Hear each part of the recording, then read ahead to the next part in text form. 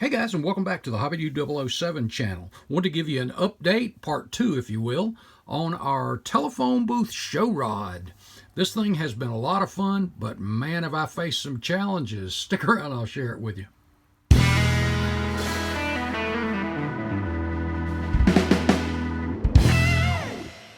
Bring your model to life with MCV products. Visit them on the World Wide Web at mcvproducts.net. Okay guys, so what we have done so far is we've got most of the engine components, body panels, the main body panels anyway. A lot of that's in primer, ready to go. I had expected really to be further along than this as far as colors go. I'll probably do those tomorrow afternoon, but there's just so much work that has gone into this so far. The amount of flash on this thing is unbelievable.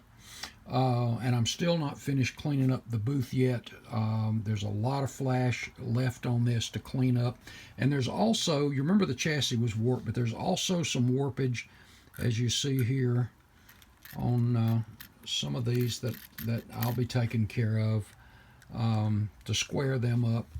The floor, if you recall, we used some Plastruct tread plate instead of just that smooth floor that comes in the kit. We put a piece of tread plate on that, and then we'll be putting our steering column shaft. And you know, I mentioned too that I was going to put a brake and clutch pedal.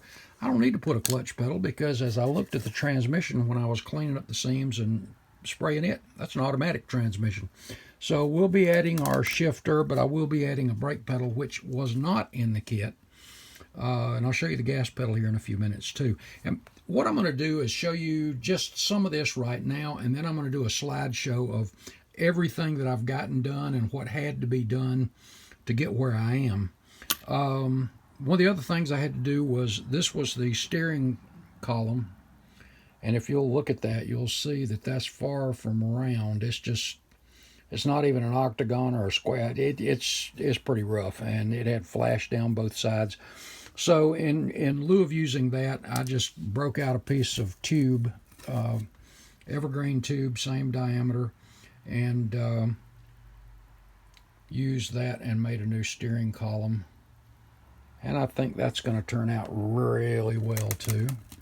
The rear suspension, I had mentioned I had to lower that. I wanted to lower it to give it a little bit lower stance. So we altered the springs here a little bit and inset them, and I'll show you in the slides what we had to do to the frame as well. Being a show rod, if you remember, this thing was in the back, this side especially, was way down. It was warped way over. And so heated that up just a little bit, set a full can of Diet Coke on it, and just kind of let it, let me move this stuff out of the way here, let it just kind of sit down and press down on it like that, and that pretty much took care of it. Problem was, it snapped. This little cross member right here was so thin, it was barely held on by anything. And when I took that off, it had broken loose on one side, and it was barely hanging on the other. So I just took that all the way off, sanded it, took a piece of evergreen channel, which again in the slides I'll show you that up close, and just made another cross member there. And up here in the front, it snapped right about there, and I'll show you in the slides how I fixed that. Really just glued it back together, put a couple of patches on it, and then sanded those patches back smooth once it was dry. From the bottom side, normally you might not mess with any of these sink marks or injection pin marks, but being a show rod, oftentimes I kind of want to put this on like a grass field, like an outdoor thing. I like that, but a lot of these show cars were always displayed on mirrors, and I haven't made up my mind, so just in case, I went ahead and smoothed everything out, filled in the injection pin marks, ground away some of them down in here, and then sanded those with some 400, and did the same thing back here in the wheel wells. And let me tell you, the flash along the edge where the two pieces of the mold go together, this thing was so uneven, as were many of the parts in the kit. The lanterns, that kind of stuff, I'll show you close-ups of those before we got started. And but you could see the seam, and some of it was so, instead of a mold being like this, it was almost like it didn't fit totally together, so the parts weren't lined up all together. And so that's required a ton of sanding. But you know, I've done this with several kits in the past where they were just, a lot of the weight of them was flash and just scrap.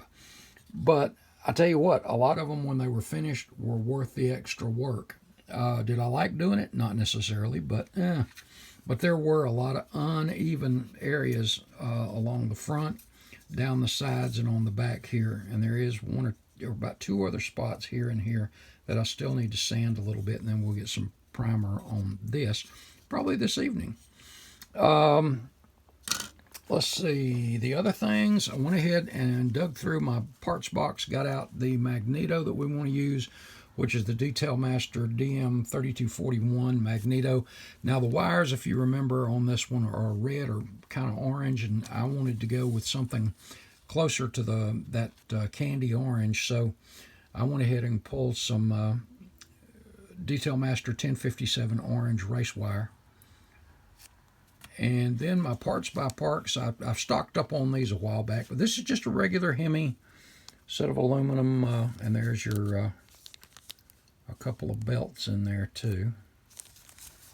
And then the brake pedal, which was the old 60s, 70s style foot pedal, I'm going to be replacing that with the Detail Master number 2200 brake pedals and custom floor pedals is what it's called.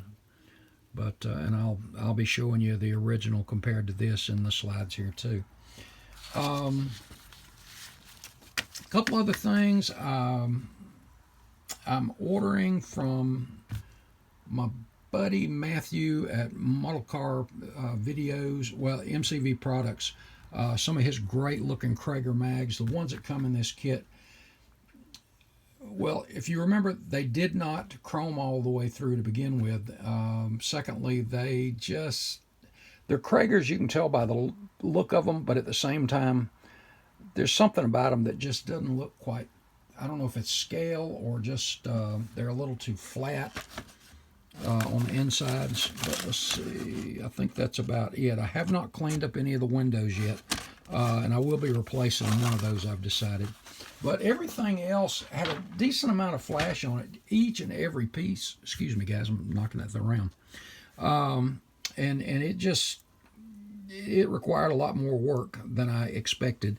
But again, I'm actually having fun with it, so I'm a little excited about this too. One other thing here is the stool. You know, I mentioned that the original car that I built had this stool in it, and I thought, you know, that would look pretty cool to have that back in there the way I built it. And I'd mentioned the real car, instead of having a stool like this, actually has like an old soda shop stem column that the seat was on that would spin. And I'm starting to think that might look better, because as I look at this stool, well, I've just got that set on there, and I can't even hold it on there. I don't know. That just don't look quite right. So I think I am going to go ahead and go with the column there to set that up on. And the pedals I had mentioned, well, we talked about that. But we'll get into that here in a few minutes with the slides. But I wanted to share this stuff with you up front. I can't think of anything else I'm leaving off before we go over to the slides. But I'll probably remember some of that then. So let's get over to those. I forgot to show in the last video the chrome that needed to be stripped, and it was pretty much everything. If you may recall, the wheels and a few of the things did not get fully covered in chrome anyway, so it was going to have to be redone. So we dropped those in the purple pond and then got them out, cleaned everything up. And I decided on the scoop to go ahead and use the the kit scoop and just do some work on it, and it needed some. I was worried about some fit issues, but after I sanded and cleaned it up some, it looked pretty decent. Inside, you see these little posts. Those were, when you put it in there, kind of held it in place. So after it cured for about 2 days, and I went back in, you see the putty on the bottom, that was from the injection pin marks. So we filled those in and sanded that nice and smooth. But those little posts in there, after it dried, went ahead and scraped those away, and then got our jeweler's file up in there and straightened that out, or cleaned that up, and smoothed it out. I think it turned out pretty well. The front suspension, if you recall, this is just the stock front leaf springs and front axle. I'd mentioned I wanted to drop the stance just a little bit because it just really sat pretty high when I mocked it up. Kind of taped everything into place and put some wheels on it. It just really sat high. So we took and modified the front suspension, as you see here, and that's about 4.5 scale inches, which it's not that much, but it is lower, and we did the same to the rear, and I'll get to that in a minute.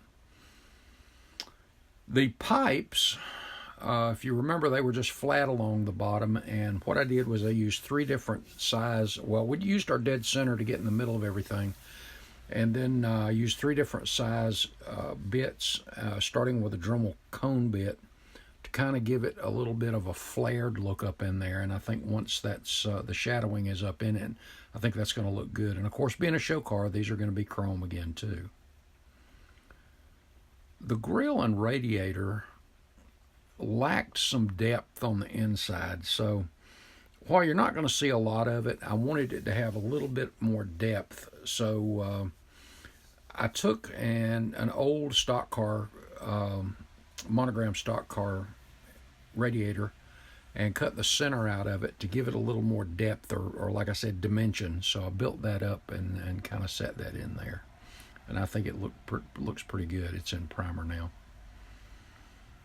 I'd mentioned that a lot of this thing, the molds didn't seem to line up, and you can look at this and see these lanterns were just absolutely awful.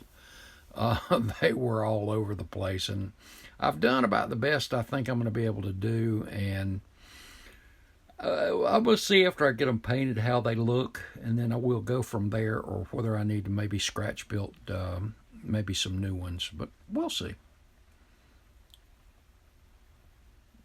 The telephone itself, enormous, and I had to ream out the mounting pin holes because it didn't line up at all.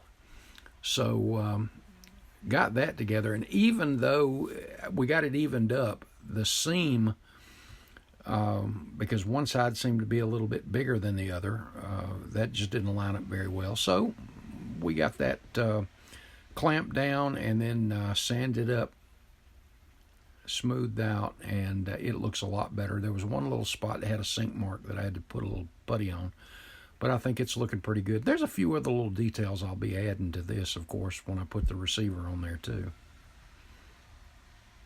Now, getting back over to that chassis, here's a look at it after we got the fenders straight. You see where that snapped there, and you see the centerpiece there I'd mentioned earlier, where it just was barely held on by one side to begin with, and well, both sides actually, so we just removed it all together.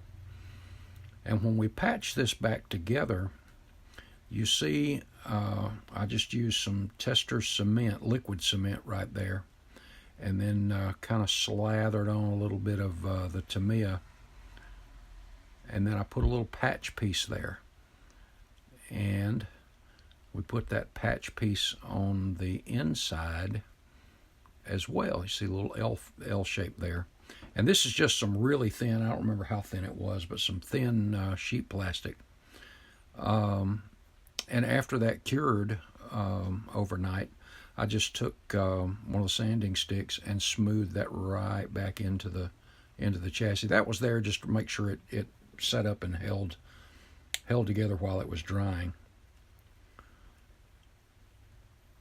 And here's a look at that centerpiece I replaced. And I used 2 pieces of plastic, just one piece of, I think it was 30 thousandths evergreen, and a piece of channel, which was plastruck channel, and built that back up. And I think that looks pretty good. And here's another look. I'd mentioned that the chassis there was a lot of flash, there was a lot of uneven moldings. You can see along the edge of the fender how it just was very, very rough. And up underneath there was injection pin marks, and you can see how rough it was again there on the edges. A lot of evening up on this. The frame was kind of wavy in some spots, so had to kind of sand and get that stuff straightened out, but it was okay. The end, I think it'll be okay. And here's a look at the front of the front fender, and you see that little extra lip that's there where I think just the mold was off a little bit. Now for the suspension, the rear leaf springs, which I had cut a little bit shorter anyway because I wanted to drop that suspension on the back just like the front. But this thing wasn't even close to the rear leaf spring fitting in there. So I just chucked into the motor tool one of the grinding wheels and just kind of widened that out just a little bit. And then we took one of our jeweler's files and got in there and evened it up so it was the depth and the width was the same. And the leaf spring fit right in there beautifully, and it did drop that suspension. When I did a test mock-up on it, it really looked pretty good, so I'm pleased with that. Next was to some of those injection pin marks on the bottom of the chassis. Again, I don't know that I'm going to have it on a mirror, but just in case, I thought I'd go ahead and do this. It's going to depend on how everything else turns out. I still like just putting them on grass, but you see the mark down in the little valley there where the running boards are. And I just put, again, in the motor tool, a small ball grinding bit and just level those out nice and smooth. And then we went back with some 400 grit sandpaper and just worked down in there. Here's a look at the chassis with some fresh filler in all of the injection marks. As you can see, there were plenty. And I think this is before I ground those off too. And here it is after it's finished and everything is sanded. All of those are smoothed out. And then we've got that gas pedal. This is the stock gas pedal, which, aside the thickness in scale, it just didn't cut it for me.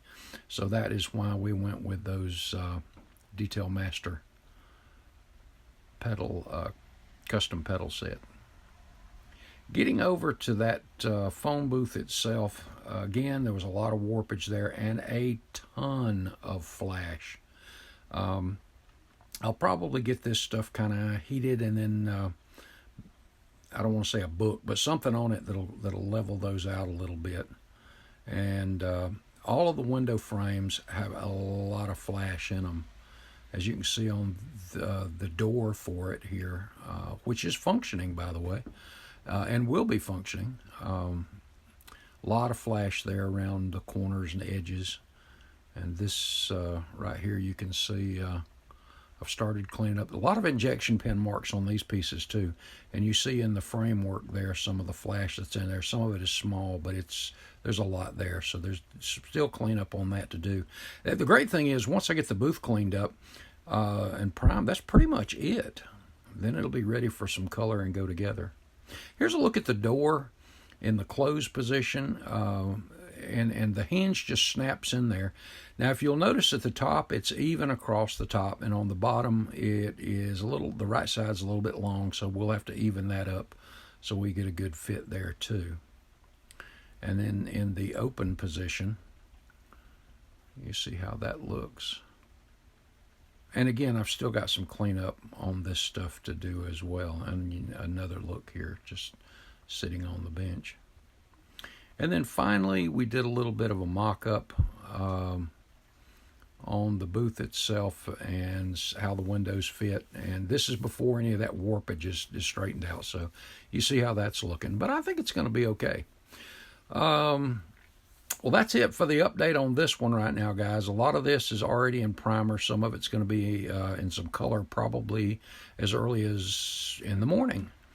And I think that's about it for right now. So head over to HobbyNut Models, check out Mark's inventory, and also check out all the new and exciting 3D stuff from MCVProducts.net. Matthew's got some great stuff always coming out. And I was looking to see if there's anything I'm forgetting, guys, and I think that's it for the moment. Well, guys, thanks for listening in. God bless. I will see you in the next video. Thanks, guys.